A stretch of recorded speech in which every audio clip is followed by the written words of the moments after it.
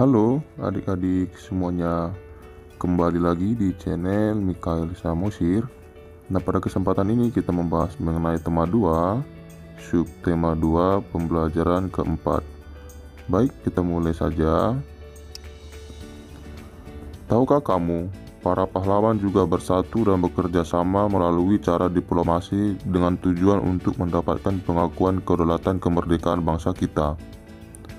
Upaya mempertahankan kemerdekaan Indonesia tidak hanya dilakukan melalui pertempuran, namun juga dilakukan melalui jalur diplomasi, perjanjian dan perundingan, seperti Perjanjian Lingkarjati, Perjanjian Renville, Perjanjian Roem-Roejen, dan Konferensi Meja Bundar.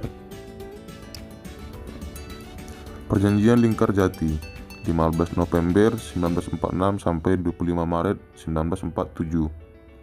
Perjanjian Lingkarjati adalah perundingan antara Indonesia dan Belanda di Lingkarjati, Jawa Barat yang menghasilkan persetujuan mengenai status kemerdekaan Indonesia. Perjanjian tersebut ditandatangani secara sah oleh kedua negara pada 25 Maret 1947. Hasil perundingan. Yang pertama, Belanda mengakui secara de facto wilayah Republik Indonesia, yaitu Jawa, Sumatera, dan Madura. Yang kedua, Belanda harus meninggalkan wilayah Republik Indonesia paling lambat tanggal 1 Januari 1949. Ketiga, pihak Belanda dan Indonesia sepakat membentuk negara Republik Indonesia Serikat. Yang keempat, dalam bentuk Republik Indonesia Serikat, Indonesia harus tergabung dalam Commonwealth atau persemakmuran. Perjanjian Lingkarjati ini menimbulkan pro dan kontra di kalangan masyarakat Indonesia. Nah, adik-adik, di sini kita diminta seperti biasa membuat peta pikiran dari teks yang telah kita baca. Nah, di sini kakak sudah buat juga. Nah, ini dia. Apa? Perjanjian Lingkarjati adalah perundingan antara Indonesia dan Belanda di Lingkarjati, Jawa Barat yang menghasilkan persetujuan mengenai status kemerdekaan Indonesia. Mengapa? Karena untuk memperjelas status kemerdekaan Indonesia. Siapa? Indonesia dan Belanda. Bagaimana? Belanda mengakui secara de facto wilayah Republik Indonesia yaitu Jawa, Sumatera, dan Madura. Belanda harus meninggalkan wilayah Republik Indonesia paling lambat tanggal 1 Januari 1949. Pihak Belanda dan Indonesia sepakat membentuk negara Republik Indonesia Serikat. Dalam bentuk RIS, Indonesia harus tergabung dalam Commonwealth atau persemakmuran. Perjanjian Lingkarjati ini menimbulkan pro dan kontra di kalangan masyarakat Indonesia. Kapan? 15 November 1946 sampai 25 Maret 1947. Di mana? Lingkarjati, Jawa Barat. Nah, ini adalah peta pikiran yang kakak buat. Nanti adik-adik boleh pakai ya. Kamu sudah mengetahui bahwa upaya mempertahankan kemerdekaan Indonesia juga dilakukan melalui upaya diplomasi untuk mencapai kesepakatan. Agar tujuan diplomasi tercapai, maka diperlukan kerjasama dan persatuan dari semua pihak. Pada pembelajaran sebelumnya, kamu dan kelompokmu telah merancang naskah drama tentang makna dan manfaat persatuan dan kesatuan. Apa makna persatuan dan kesatuan menurut pendapatmu? Apa contoh sikap yang menunjukkan persatuan dan kesatuan dalam kehidupan sehari-hari? Apa manfaat dari persatuan dan kesatuan? Nah, adik-adik, di sini ada beberapa pertanyaan. Nah, di sini juga kakak sudah buatkan jawabannya, yaitu apa makna persatuan dan kesatuan menurut pendapatmu? Dengan bersatu, kita dapat melakukan banyak hal dan dapat bekerja sama mencapai tujuan bersama. Apa contoh sikap yang menunjukkan persatuan dan kesatuan dalam kehidupan sehari-hari? Jelaskan. Contoh sikap yang menunjukkan persatuan dan kesatuan dalam kehidupan sehari-hari yaitu menciptakan suasana rukun, melaksanakan tanggung jawab, saling menghormati antar sesama, mematuhi peraturan yang berlaku, saling tolong-menolong dengan sesama, menghargai teman yang berbeda suku, bangsa, agama, dan adat istiadat. Apa manfaat dari persatuan dan kesatuan?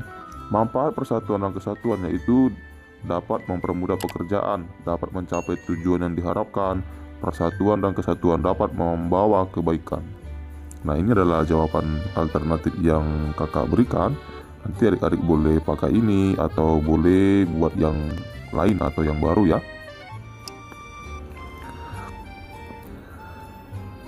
Untuk penampilan drama tentang persatuan dan kesatuan, saya menggunakan pita merah.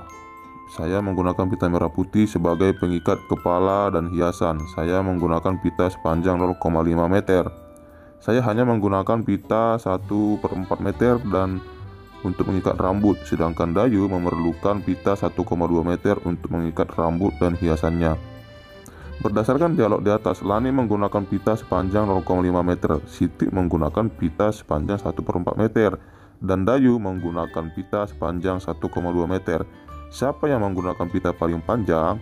Nah, di sini adik-adik ditanya dari penggunaan pita ini siapa yang paling panjang katanya, yaitu antara si Lani, kemudian antara si Siti, dan antara si Dayu. Nah, dari sini kan terlihat yang paling panjang itu adalah pita yang digunakan si Dayu, dimana pita yang digunakan si Dayu itu sepanjang 1,2 meter ya. Baik adik-adik, paham ya? Ayo berlatih. Kamu telah mengetahui cara membandingkan dan mengurutkan bilangan desimal. Selesaikan soal berikut. Nah, di sini adik-adik kita diminta untuk menyelesaikan soal. Nah, kita coba saja langsung kita selesaikan ya. Yang pertama, bandingkan bilangan berikut dengan menggunakan tanda lebih dari atau kurang dari. Nah, yang pertama 0,0573 dibandingkan dengan 0,753. Maka jawabannya ini lebih kecil ya, atau kurang dari. Kemudian 0,9 dengan 0,2, kita lihat saja satuan per 10-nya ya. Kalau satuannya sama, lihat saja per 10-nya. Kalau per 10-nya sama, kemudian lihat lagi per 100-nya. Nah, di sini kan per 10-nya sudah berbeda, maka kita sampai situ saja yang kita lihat. Maka ini lebih besar, kemudian ini lebih besar atau lebih dari. Kemudian ini satuan dan puluhannya sama, kita lihat per 10-nya. Per 10-nya ini 2 lebih kecil ya. Nah, lanjut lagi. 2. Perhatikan bilangan berikut. Urutan bilangan pada tabel tersebut dari yang terkecil dan terbesar adalah. Nah, di sini adik-adik kita diminta untuk mengurutkan dari yang terkecil dan dari yang terbesar. Baik, kita urutkan saja. Yang pertama itu ini ya. Ini nomor 1. Kemudian yang ini nomor 2. Ini nomor 2. Kemudian ini nomor 3, lalu ini nomor 4 ya, ini nomor 4, kemudian ini nomor 5, lalu ini nomor 6, lanjut lagi ini nomor 7, ini nomor 7, dan yang ini nomor 8 ya. Berarti habis ya, semua sudah dicoret, berarti sudah habis. Nanti adik-adik tinggal urutkan saja sesuai yang telah kita urutkan ini. Itu tinggal tulis kembali ya. Baik adik-adik, kita lanjut lagi. Urutan bilangan berikut yang terbesar hingga terkecil. Nah, langkah yang pertama kita lakukan, kita ubah dulu masing-masing ini yang pecahan biasa ini ke pecahan desimal ya. 0,75, 1 bagi 8 itu 0,13 ya, 0,13. Coba kita bagi 1 bagi 8 itu dapat 0, kemudian koma 10, 1, 8, sisa 2, 20, 0,12 ya, 0,12 ya, berarti 0,12. Ini 0,12 kita ganti saja, ini 0,12. Kemudian 1/8 berarti 1,12. Nah, udah semua desimal ya, berarti kita urutkan saja. Kita urutkan lagi, ini kita hapus dulu biar lebih luas. Oke. Yang pertama 0,75, 0,9, 0,12, Lanjut lagi 1,12 0,6. Dia minta dari yang terbesar. Maka kita lihat dari yang terbesar, berarti yang terbesar itu ini ya, 0,13. Ini yang pertama. Kemudian yang terbesar lagi 0,12, ini nomor 2. Kemudian 1,12, kemudian 0,9. 0,9 ini nomor 3. Ini nomor 3.